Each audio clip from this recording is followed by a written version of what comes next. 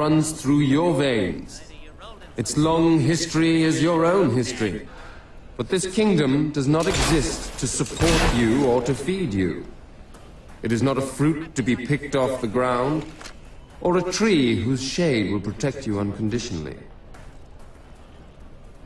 This land of ours demands your sweat, it demands your labor, and it demands your sacrifice.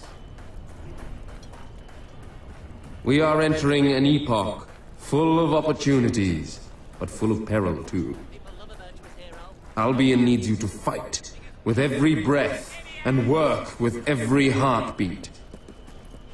It will make demands of you, and you will obey them, because you are citizens of Albion.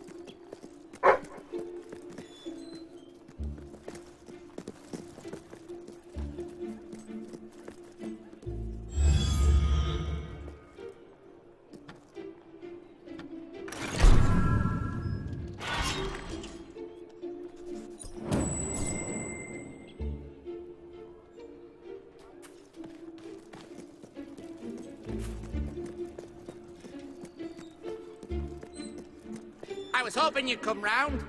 I could use a good laugh.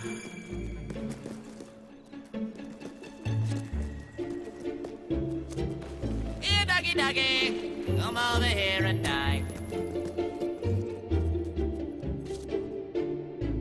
If you cooperate, you won't get hurt. If you give us any trouble, we'll kill you. Now, just so you know we mean business, I'd like one of you to give us trouble, so we can kill him as an example to the rest. Who's it gonna be then? Oh look, we have a volunteer. The king, no less. Have at him, fellas. Hey! You're not supposed to shoot back! Stop it! A fine display of love. It is no longer advantageous for any of us to frequent the hideout in Industrial.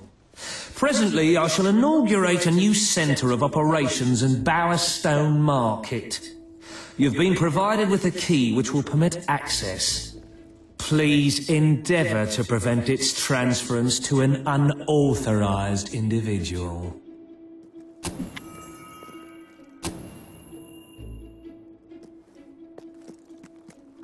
Winter's my favourite season. I love the snow.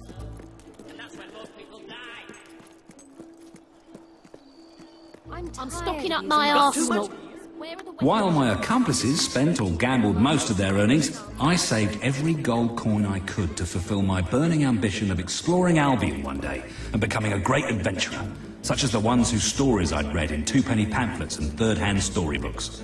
More than anything, I wanted to meet heroes, though I knew their heyday had long passed and that the aging ruler of the kingdom was the last. It was the death of this ruler when I was 15 years of age that marked the beginning of a series of tragedies that were to befall my family. First, my eldest brother, Jason, was killed in a duel with an irate farmer, who also happened to be the husband of Jason's last sexual conquest. The duel was fought using pitchforks, and my brother, who had never done an honest day's work in his life, made the fatal mistake of holding the farming tool the wrong way round. It was shortly after this incident that the second eldest, William, was arrested for trying to run a con game by the wrong person, a passing plainclothes townsguard. He was taken to Bowerstone and was never heard of again. Then, my third brother, Quentin, contrived to accumulate enough gambling debts to have a price put on his head. Quentin's death I remember most clearly of all, for I was unfortunate enough to witness it. When the assassins and bounty hunters came to collect his suddenly valuable head, I did what I could to protect him, but no matter how accurate the shots from my rifle, nothing could change the fact that I was shooting peas instead of bullets. I had not yet been able to afford a real weapon. It is no surprise that the next to go was my dear mother, grief-stricken by the loss of 3 of her children. She left my father a drunken widower, though drunk only when he could afford it, poverty having made his attempts to drown his sorrows all the harder. While I did what I could to help out in his shop, employing all my charm and wit to become a highly persuasive salesman, it was plain that there was never going to be much of a market for novelty toothbrushes in such a small village, and one which had made such a conscious effort to avoid any form of oral hygiene at that. Soon my father passed away too, far more sober than he would have liked. It was then that I resolved to leave Gunk for good, and to seek my fortunes and my adventures elsewhere in the kingdom of Albion. You're the coolest adult I know.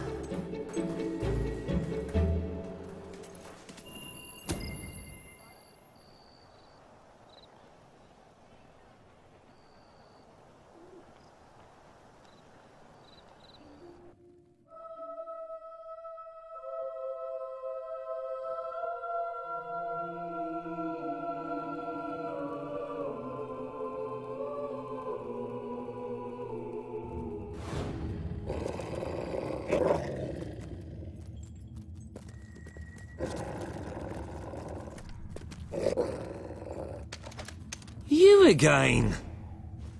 It does tend to obviate the entire objective of maintaining a secret hideout if your enemies can simply infiltrate whenever they've the inclination.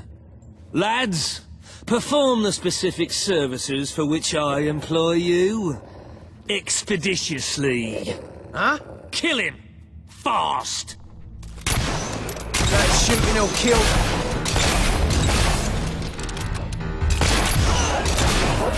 Somebody get that dog! Oh! Kill the bugger before he shoots someone else.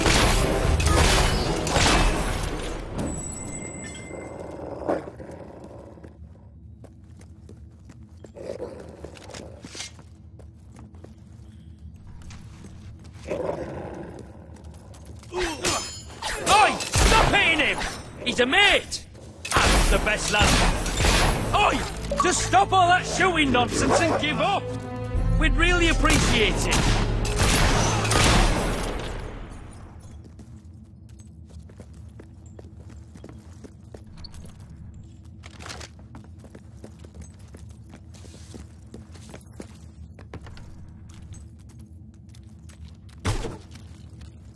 Please set me free!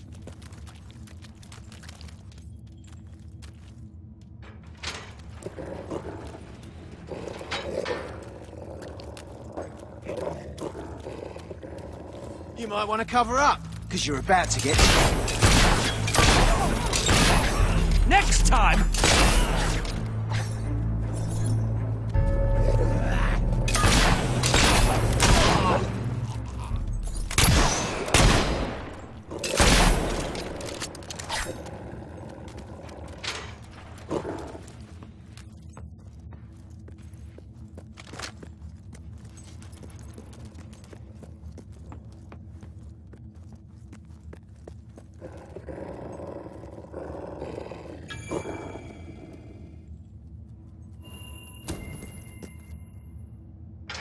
I believe I can state with relative confidence that your efforts are in vain. Even should it transpire that you vanquish my associates, this door is completely impenetrable. In addition to which, this cell contains a secret egress through which I may abscond whenever I desire. Meanwhile, my compatriots shall brutalize your person.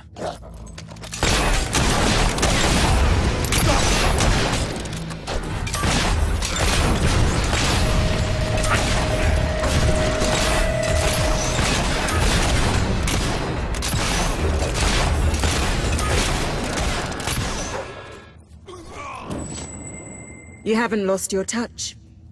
I'm surprised his men were foolish enough to fight you. Now, truth be told, my superlative intellect notwithstanding, it would appear this is not, in fact, the specific cell I so confidently referenced earlier. The one with the secret exit has 2 beds. All right, you have prevailed, Your Majesty. I concede. However, I entreat you to entertain a certain proposal. You have nothing to offer, Ferret. It's over. That pronouncement is objectively devoid of merit. I happen to have on my person a substantial quantity of currency.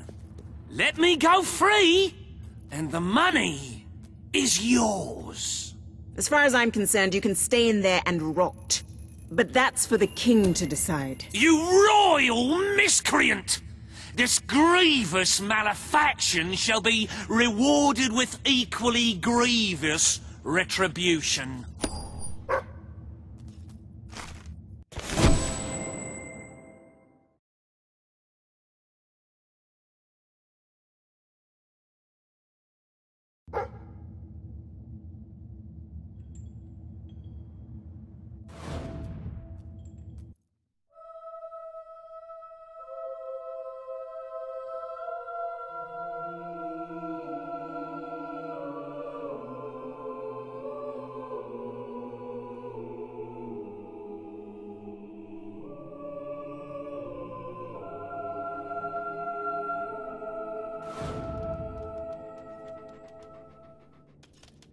I'm sorry to say we are falling well short of expectations. The treasury holds nowhere near enough gold. But the kingdom demands your attention once more. The time has come to make a decision on Albion's drinking laws. Under Logan's rule, our citizens are restricted in the amount of alcohol they can purchase per day. As you can imagine, this has proved a rather unpopular measure.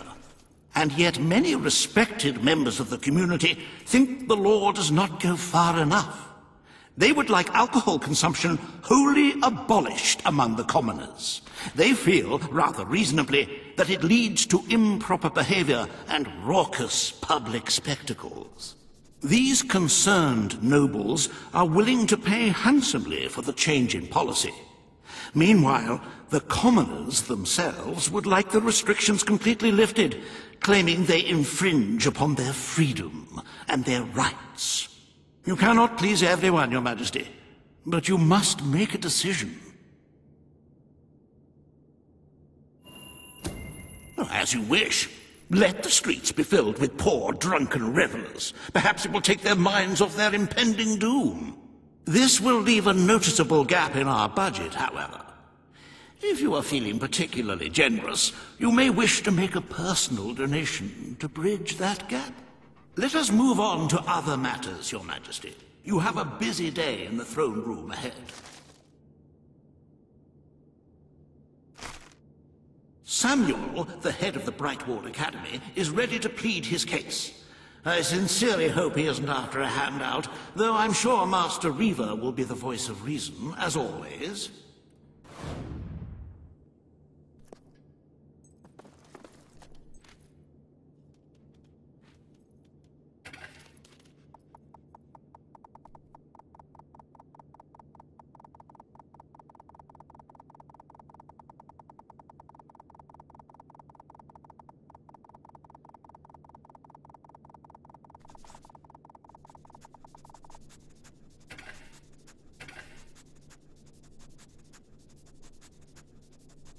You don't need me to remind you of the growing necessity to fill the treasury.